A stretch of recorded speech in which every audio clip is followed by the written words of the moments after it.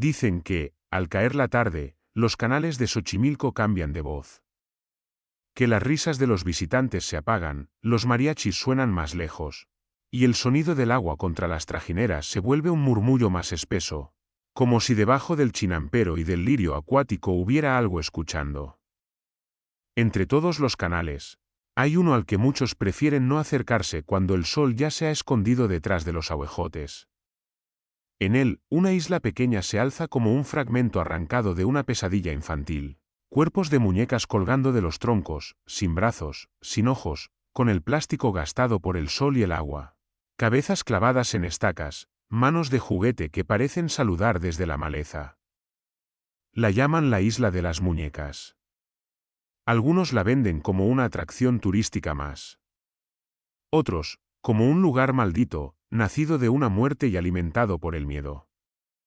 Esta es la historia que se cuenta. Y hoy te la voy a contar como si fueras tú quien va en esa trajinera, acercándote despacio, mientras la luz se acaba. Imagina la escena. Es última hora de la tarde en Xochimilco. La trajinera avanza lenta, empujada por la pértiga del remero que, sin apenas esfuerzo, te guía por un laberinto de canales. A tu alrededor, aún quedan restos del día, una barca con globos de colores que vuelve al embarcadero, el eco lejano de una trompeta, el olor a comida que una familia termina en otra trajinera. El agua, sin embargo, ya no refleja un cielo azul. Ahora es una mezcla de naranja, violeta y gris, y poco a poco va quedándose solo en gris. El remero guarda silencio. Hace rato que dejó de hablar de precios, de rutas, de ahí a la derecha pueden ver. ¿Y la isla? Pregunta alguien en tu trajinera. Él señala hacia un canal más estrecho, donde las ramas de los árboles se inclinan sobre el agua como manos largas. Por ahí. No dice más. No pregunta si estás seguro. Solo gira la trajinera y se adentra. El ruido del resto de embarcaciones se atenúa, como si hubieras cruzado una frontera invisible. Ahora solo quedan el chapoteo del agua contra la madera y el canto ocasional de algún pájaro que se recoge entre los árboles. Más adelante, entre las sombras, empiezan a distinguirse formas. Primero, parecen bolsas de plástico colgadas en los troncos. Luego, ropa vieja. Y por fin, cuando la barca se acerca lo suficiente, lo ves, son muñecas. Decenas. Cientos. Colgadas de los árboles, de los cables, de los postes, de las vallas. Algunas sin cabeza. Otras solo cabeza. Ojos descoloridos que apuntan en direcciones distintas. Y en el centro de esa isla, una casa de madera vieja, con techo de lámina, parece observarlo todo. El remero detiene la trajinera. Se queda en silencio, como si supiera que ahora es la isla quien tiene que hablar. Y habla. No con palabras. Con una historia. Mucho antes de que la llamaran Isla de las Muñecas, aquel trozo de tierra era una chinampa más. Uno de esos jardines flotantes que, desde tiempos antiguos, alimentan a la ciudad. El hombre que la cuidaba se llamaba Julián Santana Barrera. Vivía allí casi solo, con pocas visitas, cultivando verduras, flores, lo que la tierra y el agua le permitían. Tenía una pequeña casita de madera, unas pocas gallinas, algunas herramientas viejas, y el sonido constante del agua como compañía. No era un hombre de grandes discursos. Más bien callado, terco, como quien se acostumbra a hablar más con las plantas que con las personas. Los vecinos de otros canales lo conocían de vista. Sabían que ahí vivía don Julián, el de la chinampa aquella. Poco más. Hasta que un día, según cuentan, el canal trajo algo distinto. No hay una versión única de cómo empezó todo. En unas, Julián estaba trabajando en la chinampa cuando oyó gritos. En otras, solo escuchó un chapoteo distinto, un golpe, un silencio raro. Lo que todas coinciden es en la imagen, una niña. Flotando en el canal, boca abajo. El vestido hinchado por el agua, el pelo pegado a la superficie como algas negras. Cuando por fin la sacaron, ya no respiraba. Una trajinera había pasado antes. Un juego infantil, un descuido, un resbalón. El agua, que tantas veces es fiesta en Xochimilco, aquella vez fue tumba. Julián se quedó con la imagen clavada en la mente. Una niña que no conocía, que nadie de la zona parecía reconocer del todo, encontrada justo a un lado de su chinampa. Hay quien dice que, poco después, el cuerpo fue retirado, se hicieron los trámites. La familia apareció o no apareció, se hicieron preguntas. Lo que importa para esta historia es que, desde ese día, Julián dejó de estar solo. Porque él juraba que por las noches la oía. La primera noche, el sueño se rompió con un chapoteo. Julián se incorporó en la cama, en su casita de madera, pensando en algún pez grande, en un tronco, en cualquier cosa menos en lo que su mente no quería recordar. El canal, sin embargo, estaba tranquilo. La luna se reflejaba en el agua, y el aire estaba quieto. Ya iba a volver a acostarse cuando lo escuchó. Un susurro. Muy bajito. Como la voz de una niña que habla entre dientes. No entendió palabras. Solo el tono, un lamento suave, como de alguien que busca a quien no encuentra. La piel se le erizó. Los días siguientes, el patrón se repitió. Al caer la noche, cuando todo estaba en silencio, el agua comenzaba a sonar distinta. A veces eran burbujas sin causa aparente. Otras, el chapoteo de algo pequeño golpeando la orilla. Y, de vez en cuando, el susurro. Una voz infantil, muy baja, que parecía venir del canal, acercarse a la casa, rodearla, alejarse. Quiere algo, pensaba Julián. Esa niña quiere algo. Algunos vecinos dirían después que lo que quería era atención. Otros, compañía. Julián, sin embargo, interpretó otra cosa, quiere un juguete. Una mañana, mientras revisaba la maleza en el borde del canal, Julián vio algo enganchado en las raíces. Al principio pensó que era basura, un trapo, una bolsa. Se acercó con la pértiga, lo empujó hacia la orilla. Era una muñeca. Desnuda, sucia, el plástico de la cara rayado por golpes y sol. Un ojo medio cerrado, el otro girado hacia un lado, como si mirara algo que ya no estaba ahí. La sacó del agua. Le limpió las algas, el barro.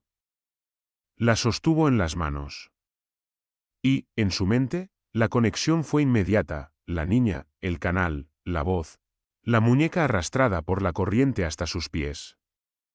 Es para ella, murmuró. No la tiró. No la quemó. No la guardó en la casa. Hizo algo distinto, la colgó.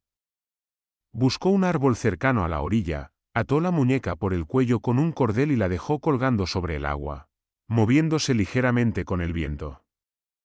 Quería que la niña la viera. Que, dondequiera que estuviera, supiera que alguien le había dejado un juguete.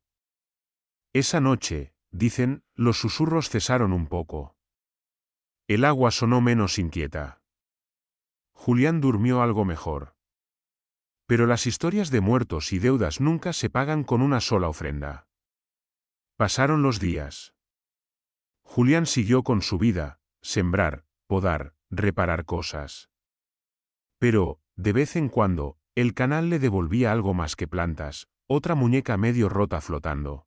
Un brazo de plástico, una cabeza sola. La ciudad tiraba juguetes. La corriente hacía su trabajo. Julián empezó a ver en cada muñeca una señal, un recordatorio. Cada vez que encontraba una, la colgaba de un árbol. Al principio eran pocas, 5, 10, colgando desperdigadas. Pero con los años, la isla empezó a llenarse. Algunos visitantes, al enterarse de la historia que corría de boca en boca, comenzaron a llevarle muñecas ellos mismos. Viejas, nuevas, rotas, enteras. Julián las aceptaba. No intentaba arreglarlas. No las limpiaba demasiado. Las colgaba tal cual, como llegaban, con el pelo enredado, con los ojos desiguales. Para la niña, decía.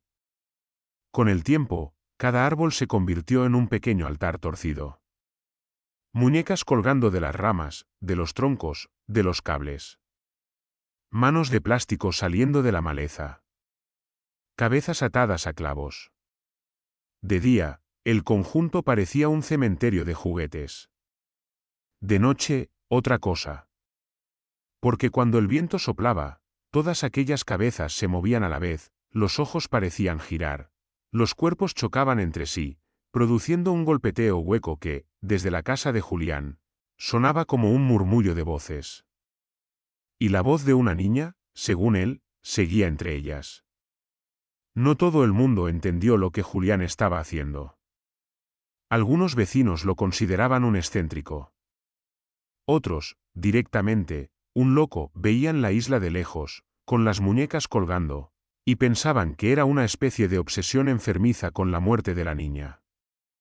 Pero para él, era exactamente lo contrario, una forma de que no estuviera sola. El paso del tiempo, sin embargo, es cruel con los humanos. Menos con las leyendas. Julián envejeció. Su casa seguía siendo la misma casita de madera, pero sus manos ya no tenían la misma fuerza para trabajar la tierra. Aún así, seguía colgando muñecas. Cada nueva muñeca era una palabra más en la conversación silenciosa que mantenía con la niña del canal. Dicen que, a veces, se le veía hablar solo entre los árboles, mirando a las muñecas, como si les contara historias, como si les pidiera consejo. De noche, la isla estaba completamente a oscuras, salvo por alguna vela, alguna luz pobre. Imagina estar solo en esa casita, rodeado por cientos de caras de plástico observándote a través de la penumbra. Ojos en blanco, ojos desorbitados, párpados a medio cerrar. Julián no parecía temerles. O al menos, nunca se fue. Es más, cuanto más se alejaban los demás, más firmemente parecía él agarrado a la idea de que ese era su lugar en el mundo. Con los años, lo raro se convirtió en atractivo. Primero fueron pocos, un amigo de un vecino, un curioso que había oído algo, alguien que venía con una cámara barata. Luego, periodistas. Luego, turistas. La isla de las muñecas fue ganando fama, pasando de ser la rareza de un hombre solitario a una especie de santuario extraño al que la gente quería llegar, en trajinera. Algunos llegaban con miedo, otros con morbo, otros con auténtico respeto. Muchos traían muñecas para colgarlas, como habían oído que hacía el dueño. Muñecas nuevas, brillantes, que en pocos meses acabarían igual de sucias, rotas, descoloridas que el resto. La isla se convirtió en una pequeña acumulación de miradas plásticas. Los visitantes hacían fotos, grababan vídeos, preguntaban. ¿Por qué tantas muñecas, don Julián? Para que la niña no esté sola, respondía, una y otra vez, sin apartar la vista del canal. Al caer la tarde, cuando las trajineras se marchaban, se quedaba otra vez solo. Solo con la niña que nunca conoció, solo con los ojos vacíos de cientos de muñecas, solo con el agua que, antes o después, nos pide cuentas a todos. La historia podría haber terminado ahí, un hombre mayor que cuida su isla, rodeado de muñecas, hasta el fin de sus días. Pero la isla de las muñecas jamás ha sido una historia que se conforme con poco. En el año 2001, cuentan que el cuerpo de Julián Santana fue encontrado flotando en el canal, ahogado. En el mismo lugar donde, décadas antes, él decía que habían encontrado a la niña. Hay quien ve en esto una coincidencia macabra. Hay quien lo llama justicia poética. Hay quien prefiere no llamar a nada. Para los vecinos, sin embargo, el círculo quedó cerrado, la niña y el viejo, ambos tragados por el mismo canal, ambos ligados para siempre a esa isla donde el viento mueve cabezas de plástico. A partir de entonces, la isla pasó a manos de familiares. Pero la figura de Julián quedó congelada. El hombre que llenó su trozo de tierra con muñecas para apaciguar a un espíritu, y terminó encontrando su propia muerte en el mismo agua que tanto escuchó. Hoy, cuando las trajineras se acercan a la isla de las muñecas, lo que ves es una explosión de plástico envejecido, muñecas sin ojos. Muñecas con el pelo hecho nudos imposibles. Muñecas sin brazos, sin piernas, solo troncos colgando de los árboles. En algunos postes, cabezas clavadas. En otros, manos como si pidieran ayuda. El agua, debajo, reflejando esa multitud de rostros rotos. Los guías cuentan siempre la historia de la niña ahogada. Luego, la de Julián. Luego, a veces, alguna anécdota más. Que si a tal turista se le cayó el móvil al agua justo al mencionar a la niña, que si alguien juró ver moverse los ojos de una muñeca, que si en las fotos aparecen caras donde no había nadie. Muchos se lo toman como un cuento de terror para amenizar el paseo. Otros sienten, al poner un pie en la orilla y caminar entre esos muñecos, algo distinto, una impresión física, casi táctil, de que el lugar no es solo un decorado. El viento golpea las ramas, las muñecas chocan entre sí, las cuencas vacías de sus ojos parecen alinearse un segundo hacia ti. Y aunque te digas que todo es plástico, sol, humedad y sugestión, es difícil negar que el ambiente allí tiene un peso raro, como si el aire se acumulara más en esa isla que en otras. Hay algo perturbador en las muñecas, incluso cuando están nuevas. Están hechas para imitar a un niño, pero nunca lo consiguen del todo. Es esa casi humanidad lo que hace que, cuando envejecen, parezcan más siniestras que cualquier otra cosa. En la isla de las muñecas, ese casi humano se multiplica. Cada cabeza rota, cada ojo borrado, cada boca medio abierta se convierte en una mirada fija que no sabes si viene de dentro o de fuera. Hay fotos en las que, si te fijas demasiado, algunas muñecas parecen tener expresiones distintas de una imagen a otra, aunque nadie las haya tocado. Una ceja que ahora parece menos arqueada, una boca que ahora parece más abierta, unos ojos que ahora parecen mirar un poco más hacia ti. Será la luz. Será el ángulo. Será tu cerebro, intentando encontrar patrones donde no los hay. O será otra cosa. Porque si algo define a la isla de las muñecas es precisamente eso. Es un lugar donde es muy difícil trazar la línea entre lo que traes tú en la cabeza y lo que el lugar parece querer ponerte dentro. No hace falta que las muñecas se muevan solas de forma visible. Basta con que tú sientas que, al girarte, hay unas cuantas que ahora están mirando en otra dirección. Basta con que, por la noche, recuerdes sus caras justo antes de apagar la luz. Quien llega hasta la isla suele hacer lo mismo. La trajinera se detiene. Se baja con cuidado, pisando entre raíces, tablas viejas y restos de ofrendas pasadas. El guía les dice que caminen con calma, que no se separen, que tengan cuidado de no tropezar con los alambres. Y, casi siempre, alguien lleva una muñeca.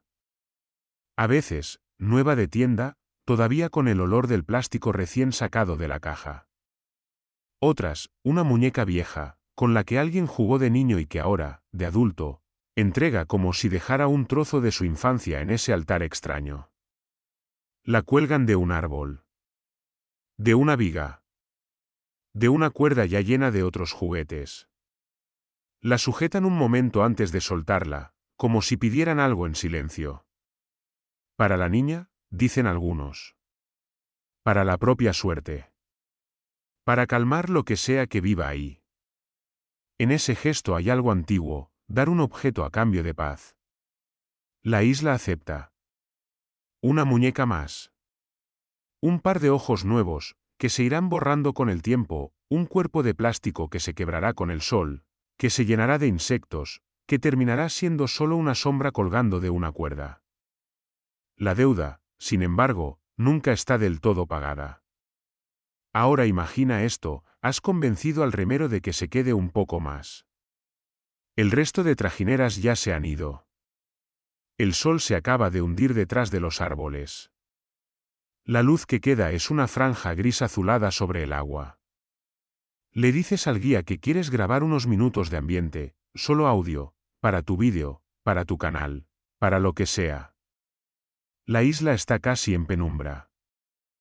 Las muñecas apenas se distinguen, salvo por algún brillo en un ojo de cristal. Un trozo de vestido deshilachado moviéndose con el viento.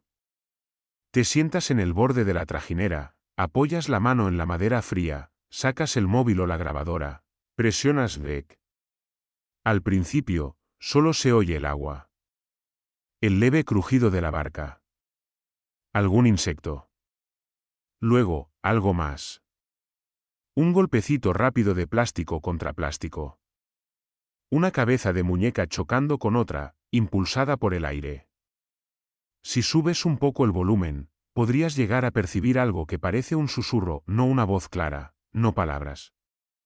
Solo la sensación de que alguien, entre todas esas caras, está intentando decir algo. Es muy fácil que te rías, que digas, es el viento, es su gestión.